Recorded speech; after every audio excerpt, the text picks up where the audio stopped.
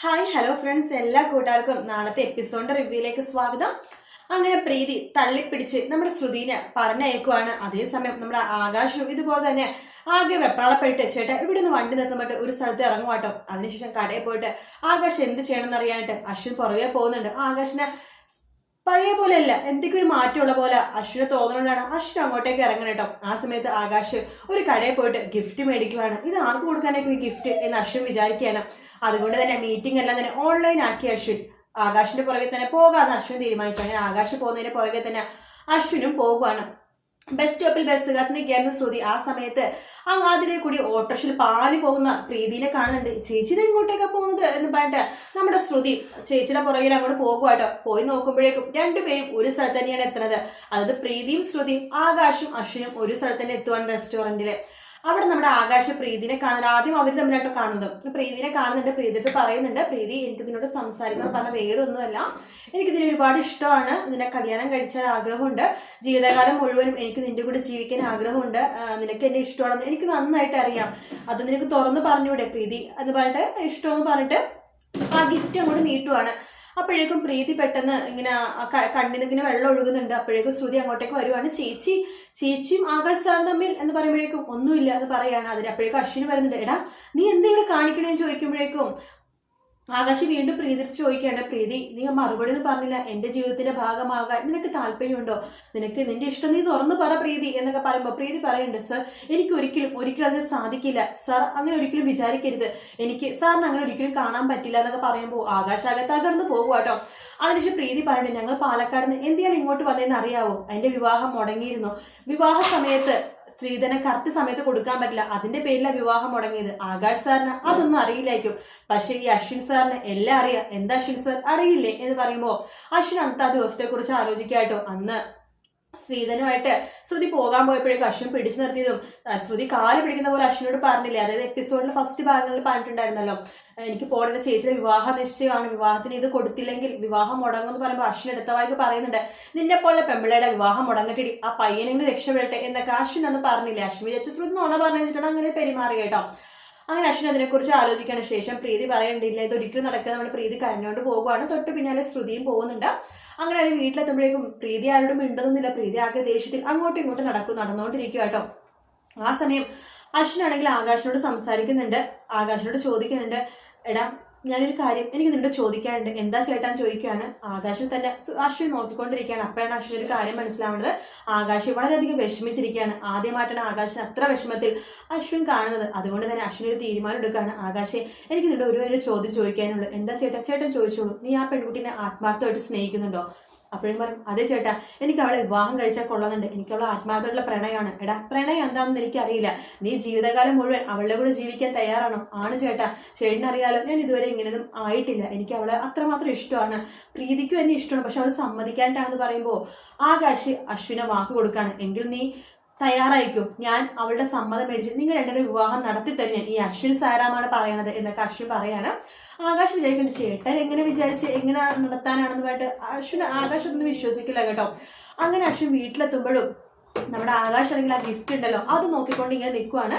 അശ്വിൻ പറഞ്ഞിട്ട്, നീ വിഷമിക്കേണ്ട, എല്ലാം ഞാൻ പറഞ്ഞ് ശരിയാക്കിക്കോളാം എന്ന് പറഞ്ഞിട്ട് അശ്വിൻ അവിടെ നിന്ന് പോയിട്ട് നേരെ വിളിക്കുന്ന ശ്രുതിനെയാണ്. ശ്രുതി എനിക്ക് നിന്നോട് സംസാരിക്കണമെന്ന് പറയുമ്പോൾ ശ്രുതി പറയണ്ടേ, എന്താ സംസാരിക്കേണ്ടത്, അത് നിന്റെ ചേച്ചിയുടെ എന്റെ ആകാശിന്റെ കാര്യമാണ് സംസാരിക്കുന്നത്. അതിനുള്ള മറുപടി ചേച്ചി പറഞ്ഞല്ലോ, ചേച്ചിക്ക് ആകാശ് സാറിന് ഇഷ്ടമല്ല എന്ന് പറഞ്ഞിട്ട് ശ്രുതി ഫോൺ വെക്കുവാണ്. അശ്വിനാകെ ദേഷ്യം വരുവാട്ടോ. ഞാൻ പറയണത് കേൾക്കാൻ പോലുള്ള നിന്നില്ല, അവളെ ഞാൻ വെച്ചിട്ടുണ്ട് എന്ന് പറഞ്ഞിട്ട് അശ്വിൻ വീണ്ടും വിളിക്കുവാണ്. അപ്പോഴേക്കും നമ്മുടെ ശ്രുതി പെട്ടെന്ന് പ്രീതിയുടെ റൂമിലേക്ക് പോകുന്നുണ്ട്. പ്രീതി ഡ്രസ്സൊക്കെ മടക്കി അലമാരി വെക്കുമായിരിക്കും. ആ സമയത്താണ് ആകാശ് അന്ന് ഗിഫ്റ്റ് കൊടുത്തിട്ടുണ്ടായിരുന്നല്ലോ ശ്രുതിയുടെ കയ്യിൽ ഒരു ടവല് പോലെ, അതായത് ആ ഷോള് നിലത്തേക്ക് വീഴുവാണ്. പ്രീതിയുടെ മുഖത്തേക്ക് വീഴുവാണ്. പ്രീതി അപ്പോൾ മനസ്സിലിങ്ങനെ പെട്ടെന്ന് പൊട്ടിക്കരഞ്ഞു പോവാണ്. ആകാശ് സാർ, എനിക്ക് ആകാശ് സാറിനെ ഭയങ്കര ഇഷ്ടമാണ് സർ, പക്ഷേ എനിക്കത് പറയാൻ പറ്റില്ല, എൻ്റെ അവസ്ഥ അതാണ്, എനിക്ക് ആഗ്രഹിക്കാൻ മാത്രമേ പറ്റൂ, സ്വന്തമാക്കാൻ പറ്റില്ല എന്ന് പറഞ്ഞിട്ട് പൊട്ടിക്കറിയാട്ടോ പ്രീതി. ഇത് നമ്മുടെ ശ്രുതി കാണുന്നുണ്ട്. ശ്രുതിക്കും ആകെ വിഷമമാവാണ്. ശ്രുതി അപ്പം തന്നെ ഫോൺ എടുത്ത് നമ്മുടെ അശ്വിനെ വിളിക്കുവാണ്. അശ്വിനും ശ്രുതിനെ വിളിക്കുവാട്ടോ. അങ്ങനെ രണ്ടുപേരും പരസ്പരം വിളിക്കുമ്പോൾ ഫോൺ ബിസി ആവാണ്. അശ്വിൻ മനസ്സിൽ വിചാരിക്കാണ്, ഇവിടെ ആരെയാണ് ഇത്ര അത്യാവശ്യമായിട്ട് വിളിക്കുന്നത്, എപ്പോൾ വിളിച്ചാലും ഫോൺ ബിസി ആണല്ലോ എന്ന് പറഞ്ഞിട്ട് വീണ്ടും അശ്വിൻ വിളിക്കുവാട്ടോ. ഫോൺ കണക്ട് ആവുന്നുണ്ട്. ശ്രുതി പറയുന്നുണ്ട്, സാർ പറഞ്ഞത് ശരിയാണ്, അവര് തമ്മിൽ, അതെ ഞാൻ പറഞ്ഞത് എപ്പോഴും ശരിയായിരിക്കും, പക്ഷെ നീ അത് സമ്മതിച്ചില്ലല്ലോ, അത് എനിക്ക് അവരുടെ തമ്മിലുള്ള കാര്യം എനിക്ക് നിന്നോട് സംസാരിക്കാനുണ്ട്. നീ ഒരു കാര്യം ചെയ്യ്, ആകാശം പ്രീതിയും സംസാരിച്ച റെസ്റ്റോറന്റ് ഉണ്ടല്ലോ, ആ റെസ്റ്റോറന്റിലേക്ക് നീ വാ, നമുക്ക് സംസാരിക്കാം എന്ന് പറയാണ്. അങ്ങനെ ശ്രുതി പാത്തും പതുങ്ങിയും അശ്വിനെ കാണാൻ വേണ്ടി ആ റെസ്റ്റോറന്റിലേക്ക് പോകുവാണ്. അവിടെ എത്തുമ്പോഴേക്കും അവിടുത്തെ സ്റ്റാഫ് ചോദിക്കട്ടെ, എന്താ സർ കഴിക്കാൻ വേണ്ടി ചോദിക്കുമ്പോൾ, നിനക്ക് എന്താ കഴിക്കാൻ വേണ്ടത്? വേണ്ട സർ, എനിക്കൊരു ഗ്ലാസ് ചായ മതി എന്ന് പറയാണ്. എന്നാൽ എനിക്ക് ചായ മതി എന്ന് അശ്വിൻ പറയണ്ടേ, എനിക്ക് കട്ടൻ ചായ മതി എന്ന് അശ്വിൻ പറയുമ്പോൾ എനിക്ക് പാൽ ചായ മതി എന്ന് ശ്രുതി പറയാണ്. അങ്ങനെ അടുത്ത സ്റ്റാഫ് ഒരു 2 ഗ്ലാസ്സിൽ കട്ടൻ ചായ കൊണ്ട് കൊടുക്കുവാട്ടോ. പിന്നെ ഒരു ഗ്ലാസ് പാല് കൊടുക്കുന്നുണ്ട്. ശ്രുതി ചോദിക്കുന്നുണ്ട്, ഇതെന്താ കട്ടൻ ചായ ഇങ്ങനെ കറുത്തിരിക്കണത് എന്ന് പറയുമ്പോഴേക്കും ഇത് പാൽ ചായ ഞാൻ പറഞ്ഞത് എന്ന് പറയുമ്പോൾ അശ്വിൻ പറയണ്ടേ, എടി മണ്ടി, അത് കട്ടൻ ചായ എന്നല്ല, അത് കട്ടിയാക്കിയിട്ട്, അതായത് കട്ടൻ ചായയിലേക്ക് നമ്മൾ പാൽ ചായ ഒഴിക്കില്ല, ആ ഒരു സംഭവമാണ് ആ റെസ്റ്റോറൻറ്റ് ഉള്ളത്. അപ്പൊ അശ്വിൻ പറയും, നീ ഒരു കാര്യം ചെയ്യുക, ആ പാലെടുത്ത് അതിലേക്ക് ഒഴിച്ചിട്ട് മിക്സ് ആക്കിയിട്ട് ആ പഞ്ചസാര എടുത്തിട്ട് മിക്സ് ആക്കുന്ന പറയാണ്. ഓ, ഇത്രയും കഷ്ടപ്പെടണമെങ്കിൽ വീട്ടിൽ പോയി ചായ ഉണ്ടാക്കി കുടിച്ചാൽ പോരെ എന്ന് ശ്രുതി പറയുമ്പോൾ അശ്വിൻ പറയുന്നത്, നിന്നെ തോപ്പിക്കാൻ എനിക്കാവില്ല, അതുകൊണ്ട് നമുക്ക് മാറ്ററിലേക്ക് വരാം. അശ്വിൻ പറയുന്നുണ്ട്, അതെ അവർ തമ്മിൽ ഭയങ്കര ഇഷ്ടത്തിൽ, അവർക്ക് തമ്മിൽ ഇഷ്ടമുണ്ട്. ആകാശം വളരെ വിഷമത്തിലാണെന്ന് പറയുമ്പോൾ ശ്രുതി പറയുന്നുണ്ട്, ചേച്ചി അതെ, ചേച്ചി ആകെ വിഷമത്തിലാണ്. അപ്പോൾ അവർ തമ്മിൽ ഒന്നാക്കിപ്പിക്കാൻ വേണ്ടി നമുക്കൊരു ഡീല് നടത്തിയാലോ? പക്ഷേ അത് അത്ര എളുപ്പമില്ല സർ. അതെന്താ? ചേച്ചിയുടെ ഒരു പ്രത്യേക സ്വഭാവമാണ്. ചേച്ചി എന്തെങ്കിലും വേണ്ടാന്ന് തീരുമാനിച്ചു കഴിഞ്ഞാൽ ചേച്ചി അത് പിന്നെ വേണ്ടാന്ന് തന്നെ വെക്കും. പിന്നെ എന്തൊക്കെ പറയുമ്പോൾ ചേച്ചിയുടെ തീരുമാനം മാറ്റാൻ പറ്റില്ല. ആ തീരുമാനം നീ മാറ്റിപ്പിക്കണം, അതിനെന്തെങ്കിലും ഐഡിയ നമ്മൾ കണ്ടുപിടിക്കണം എന്ന് പറയുമ്പോൾ ശ്രുതി പറയുന്നുണ്ട്, ശരി, നമ്മൾ തമ്മിൽ ഒരുപാട് പ്രശ്നങ്ങളുണ്ട്, പക്ഷേ ഈ കാര്യത്തിൽ നമ്മൾ തമ്മിൽ ഒന്നിച്ചു നിൽക്കണം, ശരി, ഡീൽ എന്ന് പറഞ്ഞിട്ട് രണ്ടുപേരും കൈ കൊടുക്കുവാട്ടോ. അതിനുശേഷം ശ്രുതി പറയുന്നുണ്ട്, സർ, എൻ്റെ കയ്യിൽ ഒരു ഐഡിയ ഉണ്ട് എന്ന് പറഞ്ഞിട്ട് ചെവിയിൽ ഇങ്ങനെ ഒരു ഐഡിയ പറഞ്ഞു കൊടുക്കാട്ടോ. അത് നമ്മളെ കേൾപ്പിക്കില്ല. അശ്വിൻ പറയുന്നുണ്ട്, ഈ ഐഡിയ വർക്കൗട്ട് ആവും, നിന്റെ ഐഡിയ ആയതുകൊണ്ടാണ് സംശയം. അയ്യോ സാർ, ഇത് വർക്കൗട്ട് ആവും, വേറെ ഐഡിയ ഒന്നുമില്ല എന്ന് പറയാണ്. അങ്ങനെ അശ്വിൻ, ശരി, എന്നാൽ അതുപോലെ ഞാൻ ചെയ്യാം എന്ന് പറഞ്ഞിട്ട് അശ്വിൻ അവിടുന്ന് പോകുവാട്ടോ. അങ്ങനെ അശ്വിനാണ് തിരിച്ച് വീട്ടിൽ ശ്രുതിനെ കൊണ്ട് ആക്കണത്. ശേഷം നമ്മുടെ അശ്വിൻ പറയുന്നുണ്ട് ആകാശിനോട്, നീ എല്ലാവരുടെ മുമ്പിൽ വെച്ചിട്ട് പറയണം പ്രീതിന് ഇഷ്ടമാണെന്ന്.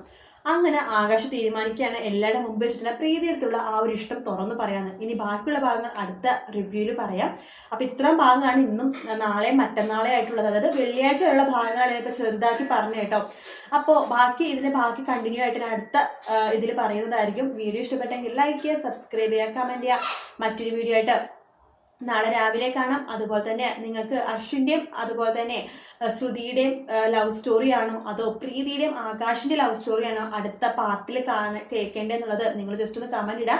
നിങ്ങൾ പറയുന്ന ആ ഒരു സംഭവമായിരിക്കും ഞാൻ അടുത്ത റിവ്യൂവിൽ പറയണത്. അതായത് നമ്മുടെ റീമേക്കിൻ്റെ റിവ്യൂ ആയിരിക്കും ഞാൻ പറയുന്നുണ്ടാവും. അപ്പം നിങ്ങൾക്ക് ഏതാണ് ഇഷ്ടം എന്നുള്ളത് താഴെ കമൻറ്റ് ചെയ്യാൻ മറക്കരുത് കേട്ടോ. ഏതാണെന്ന് വെച്ചാൽ അതെന്നെ ഞാൻ പറയാം. പ്രീതിയുടെയും ആകാശിൻ്റെ ഇഷ്ടമാണെന്നുണ്ടെങ്കിൽ അശ്വിൻ്റെയും ശ്രുതിയുടെ വിവാഹത്തിൻ്റെ കാര്യം തന്നെ പറയാം. പിന്നെ ഒരു കാര്യം പറയട്ടെ, ഈ അശ്വിനും ശ്രുതിയും കൂടിയിട്ട് ആകാശിനെ പ്രീതിനെയും ഒന്നാക്കിപ്പിക്കാൻ വേണ്ടി നടക്കുന്നുണ്ടല്ലോ. ശരിക്കും ഒന്നാക്കിപ്പിക്കാൻ നടന്ന അവസാനം അശ്വിനും അതുപോലെ തന്നെ ശ്രുതിയും കൂടി സെറ്റ് ആവുന്ന ഭാഗമായിട്ടാണ് നമ്മളിനി കാണാൻ പോണത്. ഇനിയാണ് ശരിക്കും കഥ സ്റ്റാർട്ട് ചെയ്യണത്. കാത്തിരുന്ന് തന്നെ കാണാം ഫ്രണ്ട്സ്. അപ്പോൾ വീഡിയോ ഇഷ്ടപ്പെട്ടെങ്കിൽ ഞാൻ പറഞ്ഞ പോലെ തന്നെ കമൻറ്റ് ചെയ്യുക, ലൈക്ക് ചെയ്യുക, സബ്സ്ക്രൈബ് ചെയ്യുക. നാളെ രാവിലെ കാണാം. Bye bye.